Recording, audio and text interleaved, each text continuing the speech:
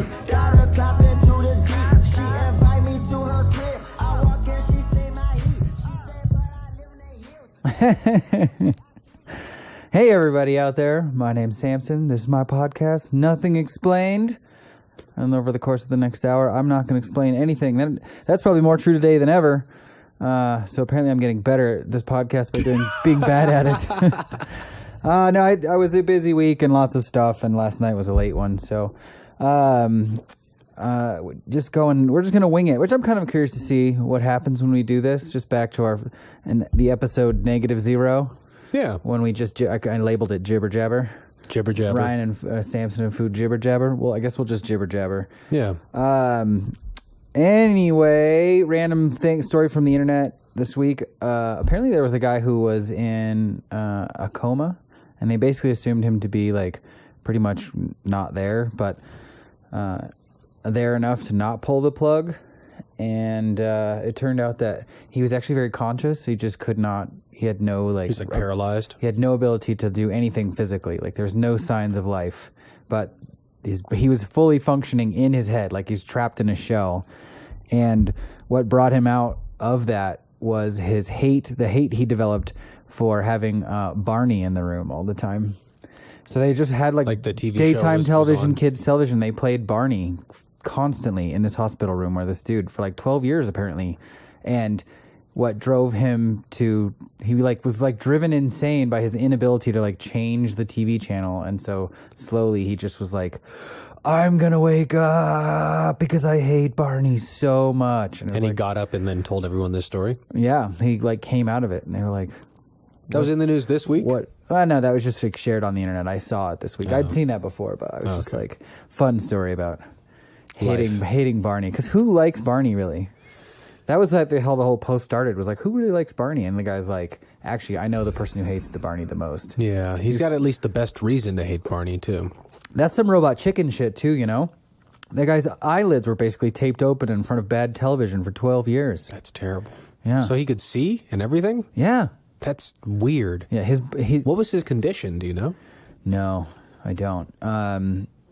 I think I'm trying to remember if it was medically induced kind of coma thing, but basically like they were just, I guess you could see his brain was still working because it was still working. He was fully conscious. He just had zero ability to manipulate his physical environment. Like through willpower alone, he found a way through it. Yeah. Interesting. Imagine like 3 years of just being like, blink, blink. Like some Kill Bill shit. Yeah. Yeah.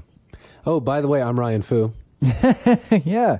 Hi there. Here to help me explain nothing is Ryan, as usual. Do you need help explaining nothing? Surprisingly, no. Yeah. Or maybe not surprisingly. Not surprisingly, yes. No, you don't need any help from me. So I will show off a little bit of this fun things that I do. Yesterday I went costume shopping because yesterday was the decompression, which is the big Colorado post-burn party. Decomp. And all of us friends get to hang out. And it's kind of my Super Bowl because I work at Exto. It happens at Exto, and I live on the block. And so I just get to basically, my whole block turns into a house party for myself. But anyway, I went costume shopping, and I found a shirt that looked very Star Trek-y shirt. And I was like, okay, that can do that. I'll just like make a Star Trek album. So this is my ripoff of Burning Man, but it looks show the camera. A Star Trek Communicator album. And I busted that out in an hour yesterday afternoon on my CNC machine. I drew that in Illustrator and then and translated the lines into the machine, and it chopped this thing up. How do you do that? A little bit of spray paint on it. Like, how do you take an image and make it CNC data? Well, you basically, like, these are lines, right? So all these lines right here. Mm-hmm. So I have all of those lines in the computer, and then I tell the machine to carve around the outside or around the inside, basically. So I said, carve around these guys, like don't take away the metal down to a depth, and then I described the outside. Just so it's all one piece? This is, it's just, it's two shots. One is take away the shiny stuff, and then the second one is cut the thing out. And this was all black. You can kind of see the black plastic. But it was black, so I just threw some gold on it. But yeah, this is just, there's two instructions. Do one, then cut it out. Nice. It's good looking. Yeah. And the funny thing was that the shirt, I saw it, and I was like, oh, this is a very Star Trek shirt. Maybe I'll just do the Star Trek thing. And I kind of like hunted around. I was kind of hoping to find bell bottoms and like the specific, the kind of look of the classic old school Star Trek, you know. And they had flare bottom pants that were a little bit like high, like almost like sailor with high socks and a high sailor kind of cut in case high waters. And I was like, I didn't find any bell bottom pants because this is at Regal Vintage. Regal Vintage is awesome, by the way. This is my new vintage shirt. What's up? It's very 70s. But yeah. It looks like you'd offer somebody LSD and a hand-rolled cigarette. And a hand-rolled cigarette. I was worried until you threw in the hand-rolled cigarette, which is funny because I would probably offer someone LSD in the right case, but I would definitely never offer them a hand-rolled cigarette. Well, now you've got a new character to play. Right on. I have to work on that.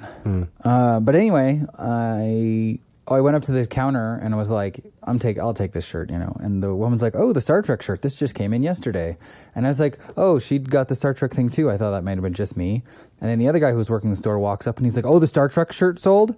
Wow, that didn't take long. Good. And I was like, oh, you picked up on the Star Trek thing too? Maybe and it wasn't that you were all picking up on the shirt, but maybe you were all aligned in harmonic frequency and what you picked up was actually psychic. Well, that's, you know, anything's possible. But the story does get funnier because there is the guy says, he's like, I feel like this shirt kind of is Spock on vacation.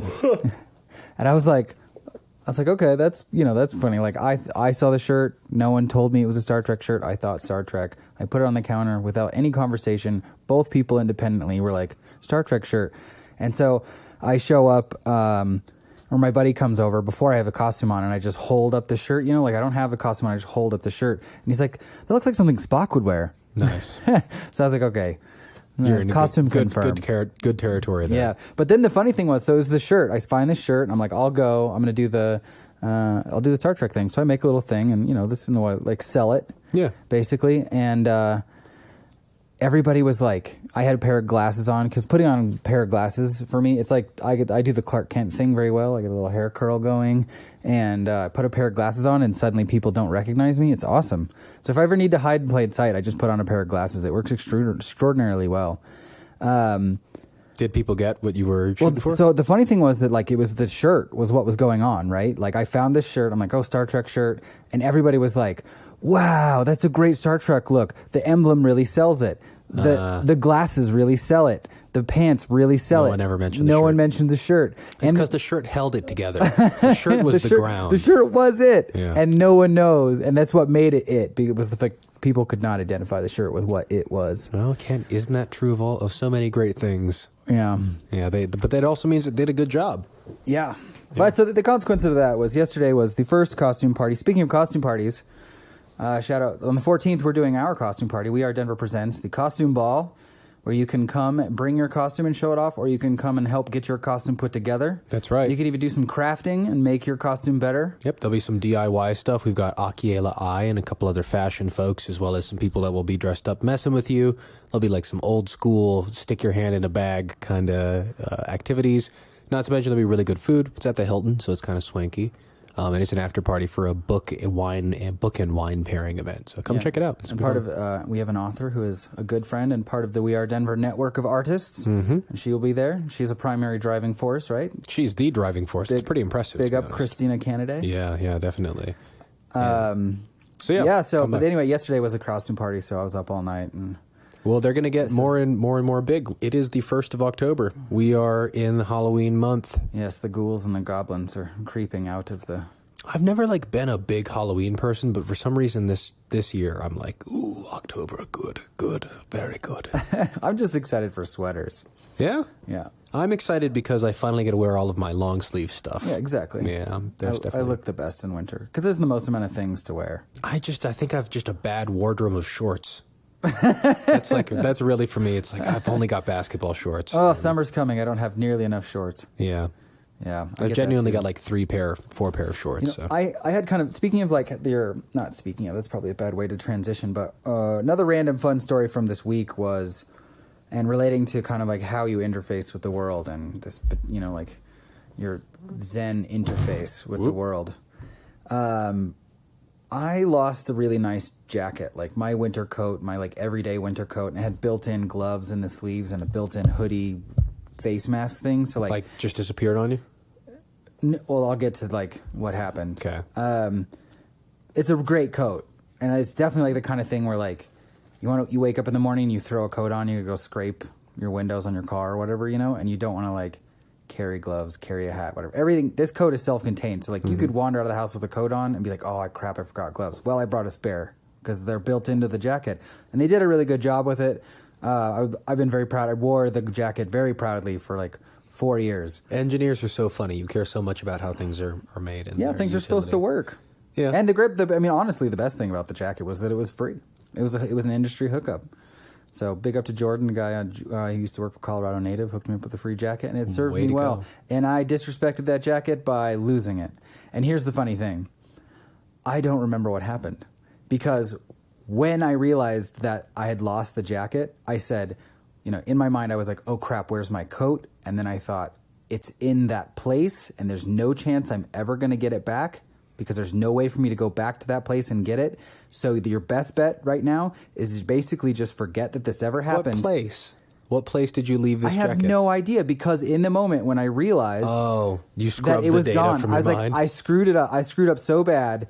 There's that I'm gonna repress this memory. It's not even and you could claim I repressed it. Maybe I did, but like I processed the grief of the jacket instantaneously by saying literally to myself, "There's no chance in hell. The chance of you getting this jacket back is literally zero. There's no point in thinking about this." I hope you're in at hypnosis all. one day or in therapy, and they're like just sitting you down and you're relaxed, and I'm like, oh, I remember where the jacket is. But theoretically, I'm assuming that when I remember could where the happen. jacket is, I'm also going to remember that there's no chance of recovering it. So Because you've also that sort of was subconsciously given up.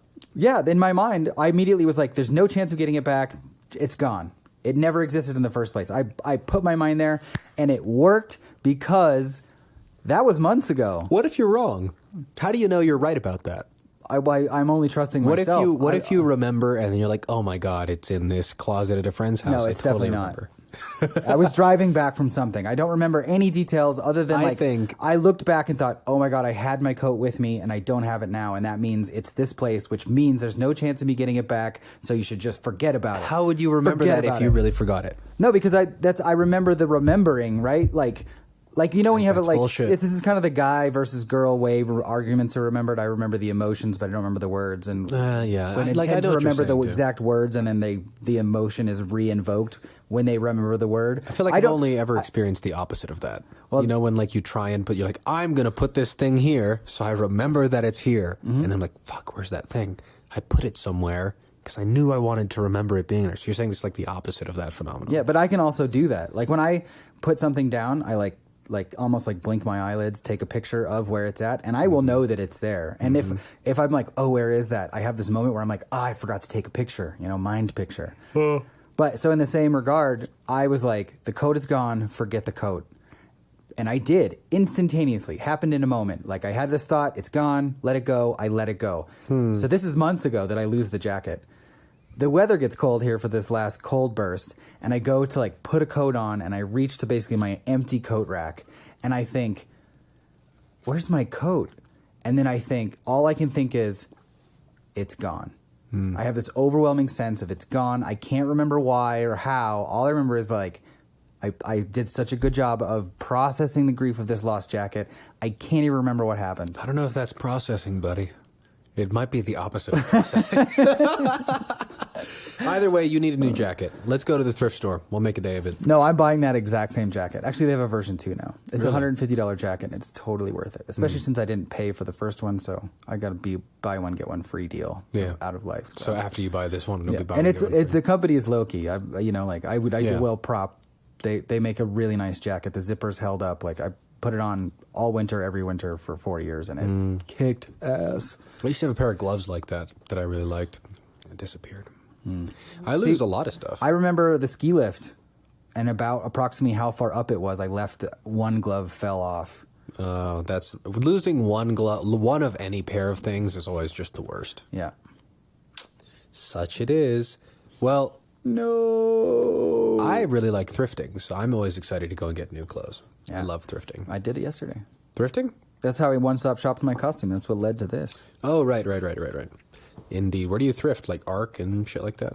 Goodwill? Yeah, if I'm planning on I'm like, oh, it's a shopping day, I have a little bit of budget, I'll go way south Broadway and start at Regal Vintage, and then there's an Arc just 2 blocks down the street. That's exactly what I do. And then depending on like what I find, like if I'm costuming, which happens a lot because I do a lot of costume culture stuff throughout the year, like 4 or 5 big costume parties.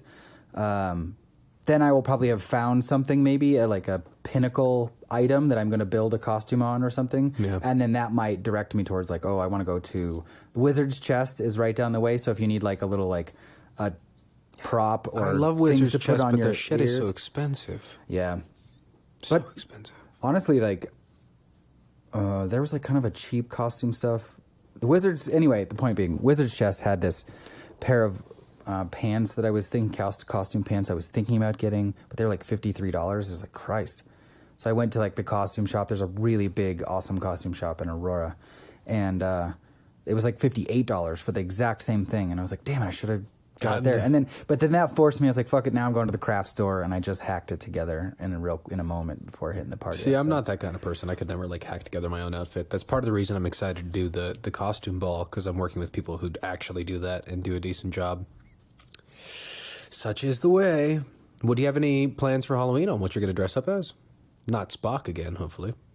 Spock on vacation. Okay, sure. I don't know. I'll rock it at least once. I mean, Halloween being on a Tuesday means that there's a Thursday, there's a Friday, there's a Saturday, and there's a Tuesday, and then there's the 14th costume ball. Big up, WeAreDenver. Yeah. Yeah, so I'm, really, if you're gonna go out all weekend, and I work at a nightclub and we have a big installation, so I'm definitely gonna have to make an appearance over the weekend of like the big nights to make sure that everything's working and functioning properly. Might as well be in costume. Yeah, so it's always good to show up in costume. And Any usually, thoughts? What are you going to dress up as? I don't know if I'm gonna put another. I mean, I have one costume that's quite effective, so that's one day. I'll probably knock out 2. I might show up to the costume ball because it's early. That's only 14 days out. So, Yeah. am I going to build a second costume between now and then, or do I use the costume I have now to go to the costume ball, and then the 14th to the 31st is like high pressure? It's actually not even the 31st. It'd be like the 28th is probably that Thursday, Friday. Yeah. But yeah, so then I've only got like another 14 days to maybe, I don't know. See, all this pressure about dressing up. What is this? Mm-hmm. Stop putting your culture on me, Ryan. I'm inundating you. I will inoculate you. No, yeah, it's an interesting thing. There's costume culture is huge here. We all love to dress up. And we all dress up every day, whether it's as a specific thing or not, We've all got our costume. Yeah. That's one of the focuses I want, like, for personally, what I would like to do with the WeAreDenver brand is to really get into costume culture, because the idea of dressing up, and we've talked about, like, my mind always goes to the theater, the convention center theater complex that is suffering the generation gap that we've talked about. And I'm wondering if, like, bridging that gap wouldn't maybe come from costume culture, because people aren't dressing up suit and tails, like, what's tops and tails, hype, Yeah, whatever it is. and canes, like, that shit's expensive and it's not cool. It's just not that tight. well, yeah, it's classy. It's funny now you're saying, I'm like, you're classy. You want to look classy, but the class aspects of it, there is Ooh, I an never thought upper about that. class that Yeah. there's a class of people who cannot afford to look classy. I have never ever bridged that connection, but yeah, you're right. You're right. Yeah, so like we need to we'll bridge that gap by dressing up, but we'll do it cheap. We're all gonna thrift shop costume Break down the class system, in man. July. Yeah. Plus, you got SantaCon coming up. I mean, we got to look like SantaCon? We got to look like. I mean, if you're really in costume culture, Denver, you got to look like you got to knock out Halloween, which is probably 3 or 4 costumes, and then coming right up is Zombie Crawl, SantaCon, and you can like be a zombie Santa, or you can be a zombie and a Santa. Remix. Yeah. So Santa zombie. That's what I'm saying. That if you're really like participating in the costume culture in Colorado, There's especially plenty. in Denver, you're busy person. Yeah. Is there anything in the early half of the year that is costume related you can think of? Well, if you're a burner, like there's 3 major kind of burn events that you're all dressing up costume wise, and then is the Zombie Crawl around SantaCon? Because I feel like they're out of like Zombie Crawl is like spring and SantaCon or summer. Yeah. I think it doesn't feel like a summer thing to me, but I don't know. the Zombie Crawl and then SantaCon I think is the 2 kind of like. Well, I come from like the theater world where costume is just sort of like it is all about realisticness and realisticality. Realisticality. Realisticality. I think realism is the word I'm looking for. And and all about, you know, like how it fits your character. So I don't have a whole lot of experience really getting to explore that and build my own costume. So I don't know. What do you think I could dress up as? You know what I do have experience a little of is like Comic-Con dressing up costumes. That's totally different though. That's what the Star Trek thing. Cosplay. I was like, ooh, I can show up to Comic-Con next year and be like good to go. Way to think in advance. One in the bucket. And good way to, like, that's one we did not mention. Comic-Con is an excellent. Yeah. It's big here. Yeah. Really big. People dress up and go to like Dink and stuff like that too, which is now? It's like happening like this weekend, isn't it? Dink, like really? Or next weekend. How It's is really that soon. not on my radar? I don't know. That's We're good busy. though, man. Dink, I dropped like $350 last spring Dink. Oh yeah, because there's just so much tight stuff. Well, and it's all like local artists, and I really want to support. Oh, that reminds me, You fucking something up, Santhan? I have a list running of people it would be great to get on the podcast, and I went to write down the list, and it was like 3 people, and I'm like, why is it only 3 people? And then when I'm nowhere near with the board where all that stuff gets written down, Other people come up. And I just remember the guy from Birdie, the local Denver art magazine. I love Birdie, man. It's great stuff. Yeah, we need to talk to those people. Indeed. Shouting out Denver artists, costume culture, kind of like the whole thing. We missed each other narrowly, but we both went to the same party and did not see each other. So shout out to Meow Wolf paid. Way to go, Meow Wolf. For the local kind of Meow Wolf context here to throw a party at the Fusion Factory. Yeah, so big up to Meg at the Fusion Factory. And big up to Annie, both Annies and Thaddeus. Yeah. For helping to host that. Yeah, they were rocking it. So, like, the kind of an inside invite. It was not a public thing, but, you know, if you're an artist and your friend is an artist, pass along the invite. And everyone who was at the party was a good 150 people or so, probably. There were like 200 there when I was there. So Yeah, I didn't have any real grasp probably of it. But another 150 after that, I assume. yeah, but it was one of the most densely populated creative spaces I have ever witnessed in my life. Like, you walked around the room and it was immediately clear that these people were epic artists, Everyone. creative types. Literally every single person. I've never been experienced anything like that. And honestly, for me, tooting my own horn a little bit, you know. In fact, I'm nowhere near prolific in any regard just for terms of art. So it was funny for me to kind of like pat myself on the back because I was like, I know so many people at this party, bro. But it did feel good, and what really felt good was like I made a couple of connections for people, and I did. Annie was walking past nearing the end, and I was like, Annie, hey, I want you to meet my friend Shane. Shane builds giant robots, and she's like, Shane Evans, and I was like, nice. I love like my friends, like, you know, like my friends are doing an excellent job of publicizing themselves, apparently because my other friends already know that they exist. That's the good stuff. Yeah, I saw Andy Todaro there. Yeah, Andy's a badass. She'd had a couple drinks. It was pretty late in the evening. She started talking, and I was like, we'll catch up later. Well, is she dressed up as anything? She's got. No. Speaking of someone who's got outrageously cool outfits. No, but like if I am to take the dress that she dressed at her podcast, you know, like that kind of like if that is the Andy Todaro style. Really, I don't know. I feel like she put on a very conservative outfit for this show. Gotcha. If she was curating it was an chilly, image, though, too. It wasn't like super warm. Yeah. Yeah. Well, the food was good. I don't know if there was still food when you got there. I didn't. I got a ticket and then decided not to stand in line. I think I'd just eaten something. I don't remember. They had the Crock Spot was a food truck there, and then they had this mobile wood-burning pizza stove. What do you call that? Wood-fire pizza. Mm-hmm. Yeah, big clay oven on wheels. Yeah, but the pizza they made was good. He made one s'more pizza for us that was just... I didn't get any, so I never could have had some s'more. Oh, it was so good. And then fig and prosciutto pizza, which was like super killer, which I'm going to like hunt down now. You're making me hungry, dude. I'm hungry. We're going to get tacos. Shout out to Los Carboncitos. Shout out to authentic Mexican food in the North Side. North Side tacos.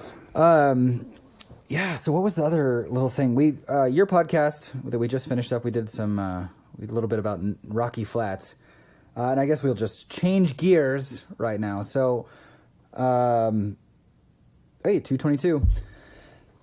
It's amazing how much that happens. To you? Yeah, I'm talking like 11, 12, 13 times a day. That doesn't happen to me. It's gotten a little... Are you a numerology guy?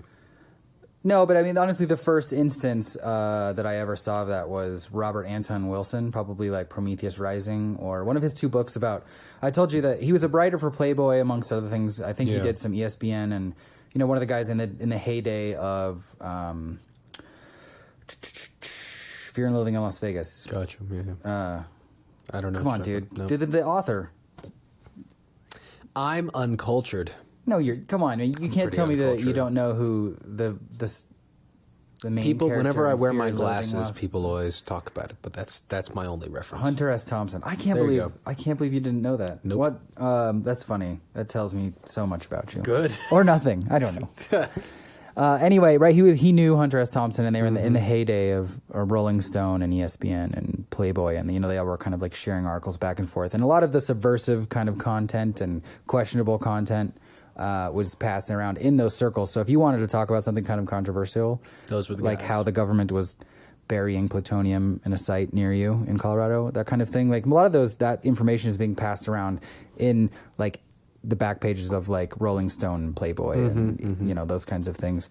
And being involved in that kind of culture, he's getting a lot of this counter talk. I've told this story before about conspiracy and things. And he decided that he was going to like basically write a conspiracy novel. He was just going to make up a conspiracy novel. And I think it was called Illuminatius. And there's a trilogy, and it's fiction.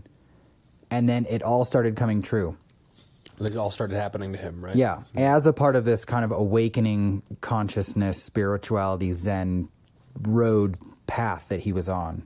And then things start happening, like he starts seeing numbers constantly, and then he starts being able to, he knows who's calling before the phone even rings. And this is in the days before, Caller ID and stuff, like landlines and things. So, but it makes for a really interesting story because it is I'm going to have to read some. Several people in my life have suggested Hunter S. Thompson, so. And that's Robert Anton Wilson as well. Oh, Robert Anton Sparked Wilson, that that's what it is. conversation. Yeah. So, anyway, that was another squirrel. We got derailed. But Squirrel. in the world of big politics and stuff, we were talking about Rocky Flats, and honestly, my takeaway from that conversation is how hard it is to pin down any sort of real information. I don't want to critique that. I don't want this to sound like That's a bad totally- thing, that's but I totally felt okay. like I came away with less. In a certain way, I feel like I know less. I think what it is that the scope of what there is to know is widened, and so what you already know seems like a smaller as a percentage of what there is to know about the subject. Also, I love Pat Mellon; she's awesome, and also she's a lawyer, so she's used to the sort of verbiage that is sort of purposefully vague because it keeps your liability in check, and it makes it seem like you can't say the wrong thing. I feel like there should be a T-shirt or something. For the purposes of reducing my liability, my speech patterns will be wildly vague. Yes, yeah. I'm not vague because I don't intend to be. Yeah, but I also might be going to the party later. Why are you? I think the other thing about Rocky Flats that I came away with is just people are not going to care about the information. Like it's not about. You can't make it real because you can't see a particle beaming you in the face. And actually, that's a good point. The issue, like when people think about radioactivity, you think about a thing in your hand, like this chunk of nastiness. Oh my God, look at that, blah, blah, right? But that's not really the dangerous how part. it If somebody works. ever goes up to you and is like, hey, I have a chunk of plutonium, and like, if it's enriched plutonium, definitely don't get anywhere near a mile near it. If someone is already handing you enriched plutonium, it's too late. But yeah, that's not the issue. There's not like a barrel, rusting and seeping into the ground there, although there might be. It's that the energy of radiation sticks around for a minute. Well, yeah, and the real issue is that it just takes one little particle floating around in the air and like going into your lung. And then there's this very intimate relationship with this particle that's lodged in your lung, and it's beaming all of the cells around it. And so you get this like area of like maybe 20 or 30 cells, which the chance of you getting cancer there is basically increased to 100%. Yeah. Based on one little piece of dust. That's the problem. It's not like chunks of plutonium laying around. It's dust. Yeah. And so like And if you're talking construction in an area that already has like various bits of that plutonium, you put like she said, a backhoe into something, it could split something or create more dust, or yeah, and everything that the government is suggesting that we do, it's clean, let's move on, let's get things done. And they definitely aren't putting up a fence around the place. They're saying let's make it look more habitable, and in order to do that, we're going to create a lot of dust. And that is, of course, extremely concerning because dust really is the issue here. Yeah. So, yeah, I think that I really liked, I learned a lot from the podcast, and I think also it's the thing that I'm always trying to consider is how do I get this to mean something to people? Because it clearly doesn't mean enough right now. And we're really in an age where Maybe not for the worse. Sensationalism has its own kind of affect on the human mind. And if things aren't sensational enough, if things aren't, maybe even the right word might be relatable enough, then people aren't going to listen. Yeah. So it's difficult, and I'm still struggling with, like, how do I make this more relatable? How do I share this in a way that tells people this is a real issue and this is something that we should tackle together? I think also it's hard for stuff to be relatable and for people to care if they feel like there's nothing they can do. You know, that was the kind of numbness that she was talking about, that Rocky Flats is an old enough issue, and environmental issues generally seem so much larger than us. People feel disempowered. They have no idea what they could ever do if they wanted to, you know, and so Yeah. it gets difficult to talk about. Yeah, and it's like you the people who are going to be most intimately affected by this situation, you know, the people in and around Rocky Flats, the people who go to visit, the people, but most importantly, the people who live next door, and, you know, construction workers who are there building giant highways or 300,000 square foot things to like enjoy the space. Those are the people who are going to be the most affected. But if you take the group of people who are directly affected by the situation, their collective assets don't even come close to scratching the surface as to what it would really take. You know, No. they cannot fix the problem. They literally cannot fix the problem because the problem in terms of financial scope hundreds of billions of dollars, is basically probably. infinite, really. Yeah. I mean, like, Well, and there's no solution. Like, you could quote unquote clean it up, but that doesn't fix. Like she said, the half-life of plutonium is 24,000 years. That's how long it takes for it to not be radioactive as fuck. That means that's how long it takes for it to be half as radioactive. half as radioactive as fuck as it could be to murder you. So really, like, the idea of like a chunk, like, again, when we get to like a chunk of plutonium, that's hundreds of thousands of years before it's safe to be around. Yeah, I think that's, and we have no solution, and I'm still sort of baffled that this is something we would ever even tackle. That, like, if someone told me, like, hey, we've got this thing to make weapons out of, and we could probably make some energy out of it, and we'll make some money, but we have no idea what to do with the waste. No, that's not really what's happening here. Okay, so for one, 50 years ago, though, they definitely, like, we've got some sort of that's what I'm short-term saying is, like, this solutions. isn't, it's not, I think that terming it in terms of waste it is nuclear waste, but at this place, so, like, you have so our current nuclear infrastructure, they take uranium and plutonium and they enrich it. And there's one process for enriching it that goes to the reactor. And then there's kind of like an offshoot of that then enriches it to an even more extensive degree. And that's what a nuclear weapon becomes. Right. And they're complementary. The reason that we use the nuclear power types that we do today is because of nuclear Part weapons. of the weaponizing process. Yeah. If we didn't need nuclear weapons, we would have moved on to much, much better nuclear power now. So, like, power plants are pooping out mildly radioactive things, and that stuff is being turned into bullets and shed all over the Middle East, but which is a whole other story, and gets right back into the dust issue, less than like the chunks of radioactive metal laying around. Yeah.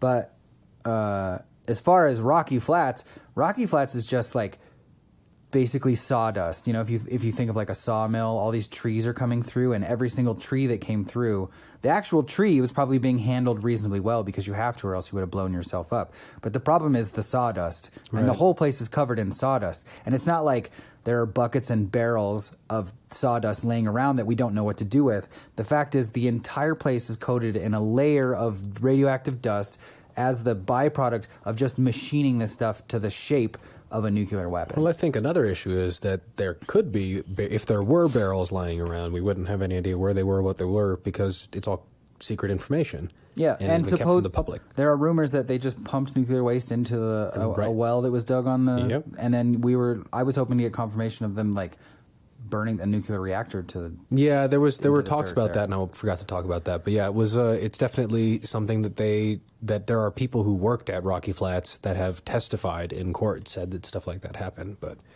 whether or not that's the truth is always a bit hard to discern, especially legally, right?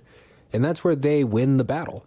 You know, so long as we're caught up in exactly all the details and waiting it all out, and most of the time for the folks affected, it's too late.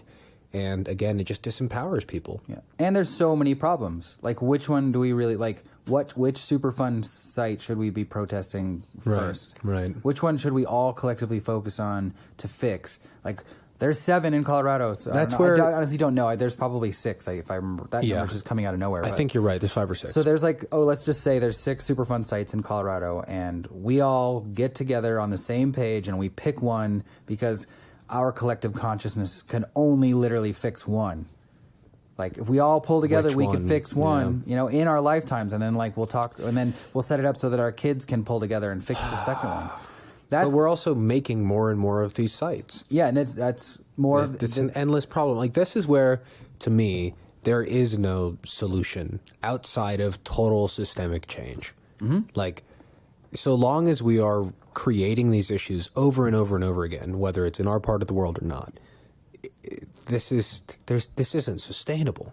Like, this method of growth and war and our preservation of this kind of peace and capitalism is not in any measure sustainable.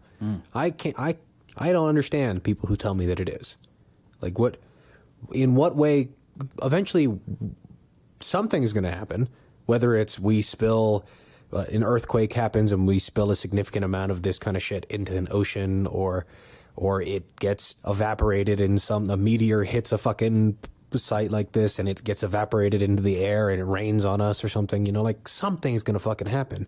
We're playing with fire, and not just in the nuclear realm, but all over the world with all different kinds of things and chemicals. Well, I mean, a perfectly good example, the plastic softener BPA. Mm-hmm. Is that right, BPA? I think so. Yeah, I'm like 90% sure that's right. Anyway, that chemical it took a long time for it to be discovered as very dangerous. Yeah, it's a neurotoxin, isn't it? I can't remember.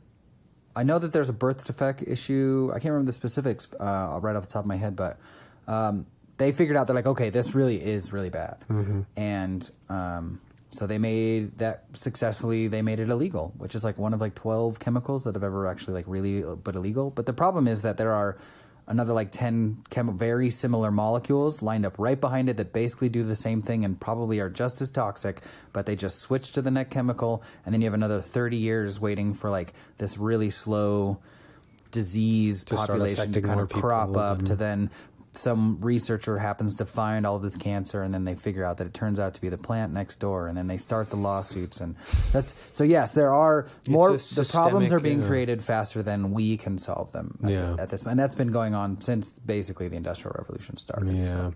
What do you think do you think there's going to be a tipping point where eventually we say, all right, we're done with this shit, and we just don't consume that kind of stuff, and we try and go back to living with nature? Or do you think we just blow ourselves up?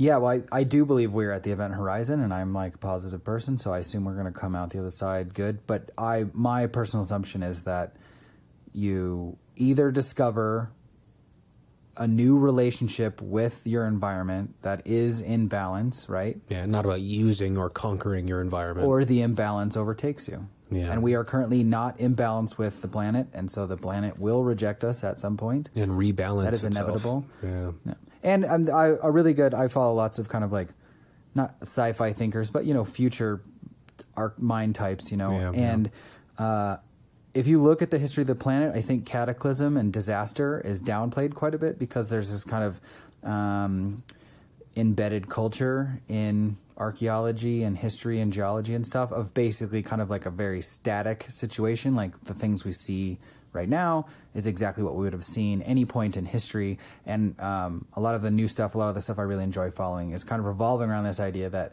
the world is very cataclysmic, and cataclysmic, dangerous, world-ending kind of things happen quite a bit. Like quite a few more like even before the dinosaurs were officially accepted as knocked out by a comet, everyone's like, what happened to the dinosaurs? And the idea of this cataclysmic thing happening was foreign. When I was in all the big things. Yeah, when I was in elementary school, the idea of a comet hitting the Earth and most of the life on the planet being basically completely reset did not exist. And so there was major, major backlash against the comet theory because no one had discovered that was even really possible. Right. And so when the comet theory, when they found this like giant crater, like for those of you who don't know, the asteroid that killed the dinosaurs, as is currently theorized, struck like just out off the Yucatan Peninsula, and the ring, the crater impact ring from that devastation is like that's the Yucatan Peninsula, and the ring is like halfway up Mexico. Damn. So like you have to zoom out. Like if you think of Google Earth, you have to zoom out to like where you can see 6 states. If you think about like in Colorado, the edge of the ring would be deep in Texas. Damn. This is a massive crater. Yeah, and anything that would have struck a planet like that would have killed almost everything big on it. Oh, boy, and it did. It did. Yeah. That's the theory. And you can look at the geological record, and like every single piece of vegetation on the planet burned. That's crazy. So like we discover this. They're like, oh, look at, there is a crater here that fits the bill. We do think that we have the kill shot for the dinosaurs. And suddenly everyone's like, oh my gosh, we could get killed by an asteroid. And as you remember, like the asteroid killing the killer strike, when asteroids attack, like that whole culture came up in sensationalist television, and it didn't exist before. And so now everyone's afraid of asteroids. Yeah. And then so people are now in the collective consciousness is this idea that it's possible for things to fly seemingly out of nowhere from space and change everything in an instant. Yeah. And so now people can go looking, well, has this ever happened before? And everyone's like, oh, well, it's probably just a shot in the dark. It's happened the one time. And now everyone's like plenty of times. The end of the last ice age is looking like a comic strike or some sort of like crazy plasma event that like changed the Earth like overnight. There is potential for like pole shifts where the magnetic field switches and the Earth switches rotation based on where the poles, and it relines back up with the sun and the magnetic field. And the one big piece of evidence for that is there's a woolly mammoth that was just found, like with the things that are thawing and stuff, with where the weather patterns are changing and things. They found a woolly mammoth that had thawed out, and it had been sat back on its haunches so hard that it broke its hips, and then it was frozen instantly, to the point where it froze internally instantly, enough to where as this woolly mammoth is thawed out, they examined the contents of the stomach, and it was fresh frozen. Wow. So like whatever it had been eating was frozen. And in order to freeze a woolly mammoth, and the amount of time it would take, a giant thing. Yeah, you need to freeze this thing basically inside of a day at least. With outrageous temperatures too. Yeah, I mean it's even like hot inside a woolly mammoth, and it's in a place where it is digesting the food. So for the food to not rot inside the stomach, we're talking like it needs to freeze solid in half a day.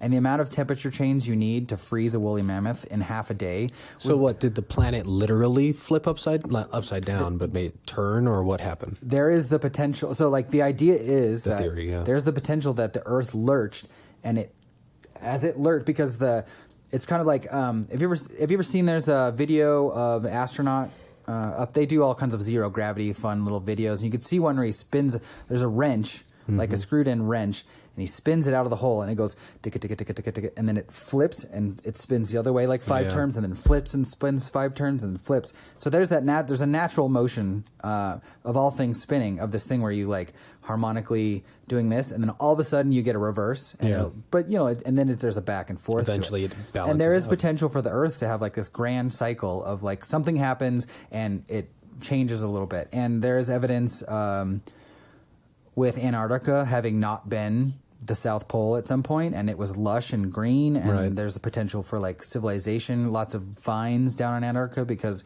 that could be the lost city of Atlantis.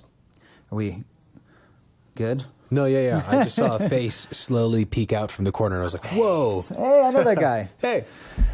Yeah, so there is this potential. Suddenly we're seeing like asteroid strikes and supervolcanoes and pole shifts, and there's all of a sudden all of this potential for cataclysmic change in the geologic record. Lots of evidence that this has happened. And so what this is doing is saying to the human race, basically like, watch your shit. Yeah, the chances of you, even if we were doing a really good job, like let's just say we're all still Native Americans and we're not polluting anything, and our chances of living 1,000 generations into the future are very good with relative to our practices. Still cataclysmic events. Even still, the chances of you surviving are very small. So here's a question, because I like a lot of sci-fi that plays with the concept that consciousness, if limited to Earth, has to leave the planet. Yeah, and that's where I was going with that. Yeah. Is that your choice appears to be get the fuck off the rock So before the rock eats you. Develop consciousness intelligent enough to leave Earth. Yeah. And the interesting thing is, and they might both happen at the same time, or you might be picking one or the other, or you might have multiple dimensions where the people Both, who wanted both things happen, all things happen. But What do you think is the likelihood that we're going to see anything like that? 100%. Really? Well, it's already happened. You think it could happen in our lifetime? It's already happened. What do you mean? I am of the opinion that the technology exists to travel faster than the speed of light, and we've had it for at least 40 years. Yeah. Mm-hmm. And you could leave and could have come back by now and been like, let's get the rest of our people. Or I know there are some. I mean, you get to the far out like UFO talk out there, and there are whistleblowers out there saying like there are breakaway civilizations who discovered technology and they left Earth with it. Right. You know, so like I mean, and it's certainly feasible in my opinion. You know, you get and it makes for a crazy debate in the science field because all of your scientists, the rational minds, are going to say, well, like, if it was possible, we would know about it. But you can go look at, like, the record of people, and there's a long line of people since ever who, like, made kind of, hey, that's a really interesting discovery. And then he published one or two papers, maybe got one or two patents, and then everything went black budget. Right. Like, so the, DOD and DARPA and all these people swoop in and all of his stuff gets classified and you never hear about him again. And there's thousands of those people and you have no idea whatever happened with that research because it's classified. And you can go find the proof that it's classified, but you have no idea where it went. Yeah, yeah. I had a weird alien dream 2 nights ago. Yes, alien dream. It was really intense. Do you want to hear it? Yeah. Okay. So I've actually already given away one of the punchlines by even saying it was an alien dream. But so my dreams have been really epic lately. The last 3 months, I've been drinking a lot of like mugwort and Damiana tea and going and meditating on the sort of emotion and then going to sleep. And I went to sleep meditating on the emotion of wealth, on the emotion of like success and like prosperity and this sense of, I don't know. It was just part of that day, feeling I was lacking in that particular, so I sat in that. And the dream I had was as follows. So I am in the dream. You know how you don't really know when a dream sort of starts? It's sort of like, but mine sort of started on this dock, and I had met this guy. He was a friend of mine, and somehow we had established a friendship. He's like 29, 30, young guy, millions of dollars. He's really successful, but he's a nice guy, cool guy, really down to earth, spiritual. We get along on some certain lens, and he's like, well, he's like, you know what, Ryan, I've decided I want you to come on this cruise with me. And I was like, oh, cool, like, yes, like, and he's like, yep, and they're going to be the richest people are in the world, billionaires, and at this point, trillionaires are even there, to build this new ship. It's so fancy and so new that you're going to be with us for a while, a week or two. So my dream was, it felt like it lasted maybe 12 hours, but the time course of the dream was like 3 or 4 weeks. So the first 3 weeks of the dream are preparing to build this ship. It's this cruise ship that's made entirely out of this green glass stuff. And the whole ship is without an engine, and they're sort of like waiting for the big reveal. And it turns out that at the end of these 3 weeks, the guy that I know is a kind of engineer. He's this slick-looking, little darker-skinned guy with black hair, and he unveils that the final piece goes on the back of it, and it's like a sort of really fancy sail ship. It's like a giant cruise ship, but the back of it is made of these glass panels that when the wind hits it, they're very reactive to the wind hitting it, and it transfers all the power through to the ship, and it moves this giant structure. So based on like the wind patterns and whatnot, they've decided to sail this cruise ship across the Atlantic, and I'm invited, and it's this very fancy thing. So I get to know these various crew members who are running the ship. And like I sort of get like a behind the scenes of, there are these incredibly lavish things. You know, there's like a bathtub with gold flaked water, and like all the cups that you get are 3D printed on the spot. So you like decide what you want your special champagne glass to look like, and it like makes it for you, and then ding, out of crystal you've got yours. So it's this incredibly lavish place. Bing. Wish I had a sound effects board. And so, but the crew members, despite being around billionaires and trillionaires are kind of rude and kind of like, they're sort of like, for me, the metaphor would be techies that are backstage. You know, they're not like the actors on stage who are like the popular, but they don't really give a shit about those people because they've got their own people. And they're sort of like mean to them. And I sort of get in with the crew members, and they're always offering me like the really fancy stuff. And something feels really weird about it to me. So I'm like, nah, like maybe later on, but let me. Fancy Kool-Aid, Ryan? Yeah. So I was like, have you tried the Kool-Aid, Ryan? No, I Try the Kool-Aid. Drink the Kool-Aid, Ryan. Good. Why haven't They weren't really pushing it on me though. Kool-Aid. You know, they weren't pushing it. The millionaire people would. Yeah. The billionaire people would push it on me, but Drink the crew the members would be Kool-Aid, like, Ryan. go ahead and have some. I'd be like, nah, I don't know. Okay, all right, good. and so I felt kind of weird about it. And so I get onto the ship sails off, is this big thing. I'm with, for some reason in my mind, like the one scene I remember is all the crew members smoke. And there's a scene where like me and all the crew members board the ship, and all the millionaire people are like clapping, like, yay, this is our crew. We did such a good job. The ship is fitted and it's a new piece of technology. It's the best thing in the world. And the crew members would all smoke cigarettes and various things, and would blow smoke in the faces of the rich people. And they'd be like, oh, like, why, how dare they? Oh my. And so maybe a day passes, everything happens, various really fancy, outrageous things occur that I can't all remember entirely. But there are a few times I was like really enticed, and I was like, no need. And I just said, well, let's just wait a few days and see how this all turns out, because something doesn't feel right. So into the middle of the trip, this first guy who invited me sits me down with the crew member guys, and there's all these lavish things happening around me. People aren't like having sex, but there's like some luscious shit is going around. People like eating steaks. Someone is doing something else in the corner. Another guy's like gambling. Someone else is, I can't remember. But these really, high profile things are happening. And the guy sits down with me, and this other guy sits next to me. He's like, all right, we decided we're going to tell you. And I was like, what's up? And he's like, we're aliens. And I was like, but you don't, I was like, are you going to like change shape? Like, are you? And he's like, no, we're actually like, we're humans just like you, but technically we're aliens. And this is a test. And I was like, what do you mean it's a test? He's like, well, this ship was created to invite the smartest and the most successful human beings all across the planet, to bring them here to see how sinful they were. And for every sin you've committed, and he had the list of things like being too prideful, taking advantage of other people, causing pain for your own enjoyment. Like he had all these sins that he listed. He said, for every sin you've committed on this ship, we take a bone. We harvest a bone from your body. And he said, and something like spiritually about doing that also was good for them. Like it was partially just a metaphor to punish, but it was also, they got something out of it. And I was like, wait, what? And then instantly they like clapped their hand, they pressed a button or something happened. And then this flash of light, and all the people who were being, whatever around me, really like in a really gory fashion, all the bones get sucked out of their body. And they just like flop to the ground? Oh my God. It was so raw. And I was just like, and like the first thing I noticed is like, and some people don't lose all their bones. Right? Some people just like lost their legs, or just like an arm, or the tips of their fingers, and everyone's screaming, and there's like all this chaos, but there's sort of this sense of judgment. Like everyone knows that something beyond their reckoning has happened, and they're all sort of like stunned and dealing with it. I'm one of the only people I can remember that like has all of my bones intact, and I'm just like, what the fuck is going on? And the guy is like, oh, don't worry, you did a good job, well done.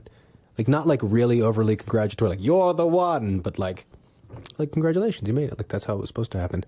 And then was like, all right, well anyway, we'll be here for the rest we'll be docking in about 30 minutes, so you just relax and feel free to enjoy the hot tub if you like, or have one of those nice cupcakes, or drink the really fancy wine. And I was like, I'm not fucking touching any of that. You're going to take my bones. And so I expected that to be like the end of the dream. And I remember getting really lucid at that point, like, this can't be real. Like, I must be dreaming. I was like, I am dreaming. And then they all turned to me in unison, like, yes, you are dreaming. And I was like, oh, okay, word, I'm going to wake up. And then I didn't. And then for like 30 minutes, I was just super lucid in this gory hell where, you know, like most of these fancy rich people were slaughtered. Like just, it was really gory, you know, guts and blood and stuff. And for 30 minutes, I just had to like sit around with it and internalize like, oh my God, I can't be too greedy. Like, holy fuck, I can't be too greedy. And then like we pull up to the thing, we load me off, and they're like, all right, bye, Ryan. Like, have a good life. See ya. And then boom, I wake up right as I'm like walking off the thing. So anyway, that was my dream. And it was intense. I remember waking up and thinking like holy shit. I've never like learned a moral lesson from a dream, and that was it felt like a message of some kind. I mean, following the kind of like out there spiritual community and the UFO community and like all these people who are experiencing crazy things, including dreams like that and stuff, that's actually not uncommon at all. That kind of experience, and it's very metaphorical to the spiritual path in general, you know. Yeah. And there are, you know, you get crazy talk out there of everything, and there are lots of talk of like overlord beings who basically feast upon people's bad behavior, their sins. The energy, the energy that comes from you either choose to be good and you radiate good, or you choose to be bad. You know, service of self or service of others. For that, yeah, and like there are energetic because you know like. What we're experiencing, like what you and I are literally experiencing, like if you think of our body as an instrument for experiencing reality, our ability to experience reality is actually very poor. Well, and that's the thing is like meditation opens you up to much more experience. That's the idea. But the basic reality that you get raised in America on American television, you know, that in terms of scientific that's not reality. Instruments and stuff. Yeah, you're only getting like 1/10 billionth of all the information that is flying around in the space around you at any one given time. You're only experiencing 1/10 billionth of all of the energy and information. You got a block phone from the 90s, and you're being sent an iPhone video. Yeah, so you get like 1 pixel. Yeah, so that's the idea is that like it's all very limited. So there's all of these things going on around you, and you would never there's no way for you to even really know all of the things that's going on around you. So if there were beings on a higher level or a different wavelength that were, you know, found... Harvesting. Yeah, if like there was a good being out there that thought that your good energy was delicious, and there's a bad being out there that thinks bad energy is delicious, and so those sets of people, beings are like cultivating those particular environments, you would totally have like... One weird thing that happened in the dream was that it was made clear to me that like being quote unquote good or not being sinful or whatever it wasn't harvestable.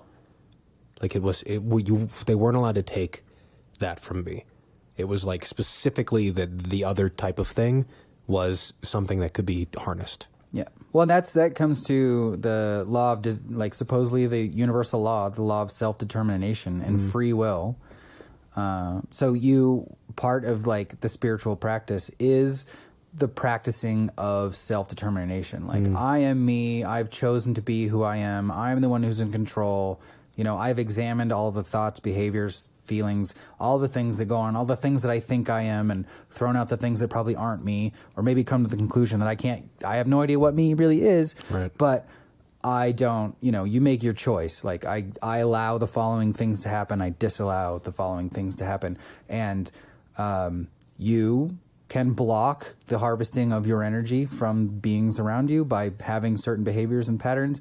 And most of the kind of like lesser culture, like it's interesting that it's a very carnivorous, cannibalistic metaphor culture, like the kind of standard rich, you know, they eat the poor. Yeah, they very literally eat the poor. Yeah. I say, but that process of doing that, I'm eating. I see a being as less than me, and then I consume it. And that gives permission for a being that sees me as less than it to consume me. Oh, that's a good point. Yeah, like that's the kind of like the fractal side. Right. If you take part in the duality, scaling. You're both. Yeah. Similar to if you have a hope, you have a fear. If you think you're better than someone, you think you're worse than someone. Yeah, exactly. If you participate in one side of the duality, you participate in both. Yeah, exactly. That's good observation. Yeah, that's a kick-ass dream, dude. Dude, it was fucking scary. You know, when you were talking about it, the thing that kind of flashed in my mind, I was at this party last night, and I was like a little bit more fucked up than I had planned on. And I deal in those situations very well. I hold my shit together, but you know, you're also just kind of like, whoa, what's going on? And this guy like looked at me, like he was walking past me, and I kind of looked up, and he just had one of those like odd shaped heads, and his eyes were like really far apart and really big, you know? And I was just like, whoa, alien. And he kind of looked at me and smiled like he knew what I was thinking. And it was one of those like moments where you're just like, you've had some mind expanding experiences, and and he like looks at you, and I'm like, oh my God, he knows. He knows. He knows Oh that my I know God. he's an alien. But I, you know, in my head, I was like, oh, sweet. That's cool. I'm glad that like the cool people showed up. Yeah, one thing that keeps on occurring to me too is that whether or not if we are the block phone getting the iPhone 1080p on our little 8x16 pixel screen, then I have to keep on asking the question, what is this a metaphor for? Because the data I'm getting, I can't be seeing the whole picture of. So what I think has been purposefully sent to me, or what I'm receiving, is an extrapolated, a miniature version of what the big picture is. So I'm not sure. Maybe it is very literal in terms of aliens, da-da-da-da-da-da. But I also think it's a kind of metaphor, like you said, for a reality that's just beyond my reckoning right now. And so what I feel as if I'm being taught is how to apply those lessons as if there really were aliens that were going to extract my bones for being sinful. Like, how could I really use that metaphor to be significant in my life? Well, you might find actually there's not much difference. And so that to me is the great truth of stories. That's the great thing about metaphor, is that you're explaining some metaphor to take a complex situation but present it in simplified terms. Right. But that relationship from the thing you're using to describe the situation and the actual situation isn't the only relationship that's described by that metaphor. You would find that there is a fractal scaling. Right. So like there'd be something bigger above that would be described by the metaphor, and then there's also something down smaller that would be described by the same metaphor. But if you can catch the pattern, the fractal pattern, then no matter what, it's the same. Exactly. And that's really what you're looking for, is not that specific thing, but the fractal the pattern scaling itself. Because the idea is that if the universe is holographic, by being any small portion contains everything. So if you're paying attention to the metaphor of any given situation, then you can find the truth in all of the universe, all of the other situations. Yeah. Totally. Yeah. I'm on board. We'll take apart your dreams. It would be fun too if we ever to do a podcast just where we took our dreams apart. Yeah. So that's now that party season's officially over, it's fall. All of the big ones are out of the way. I'm gonna stop. I'm gonna abstain from marijuana because marijuana deletes my dreams. Yeah, I haven't been smoking marijuana for almost 3 months now, and my dreams are crazy. Yeah, and I want to get there, so I'll set that goal, dude. We'll have the dream cast here pretty soon. Totally, man. I always wanted to. I used to have. There's a lady friend that I had when I was younger. We used to be able to visit each other's dreams. Yeah, you mentioned that. Yeah, and I've always wanted to do that again. So maybe if you become like full lucid and we can do those studies and whatnot too, we can meet each other in some sort of psychic in-between space. Totally down. Totally. Let's try. Let's meet on the etheric plane, Brad. Yeah, man. Why not? Why not try, right? Yeah, everything's worth trying. Yeah. Well, it'll be a fun experiment. Except for the things that will eventually get your bones eaten or dissolved or absorbed. Yeah. All right, well, hey, it's 3:01. I'm sure we're probably just under an hour. I think we got started a little bit late. We're pretty close. We were pretty close to It was a good conversation. I feel pretty decent about... I feel good. I don't know about the listening audience. I hope that someone got out of this. We probably didn't, though, because this is Nothing Explained. I've explained absolutely nothing. Nothing. Once again. Well done. I felt good doing it, so... let's see. Don't forget the 14th. That's our big event coming up, is the costume ball. So we'll be there with our bells on and balls on, too. Yeah. Those aren't going anywhere. There are all kinds of We Are Denver events going around. You'll be able to see more about them as they come closer and we advertise them. Some are in the works, but keep a lookout. Visit us at www.wearedenver.org or check out all of our podcasts by just YouTubing We Are Denver, all one word, or SoundCloud/We Are Denver. Yeah, we're out there. And big up to Rich here at the Ghost House for providing space for us. And we'll see you next week. Love and peace.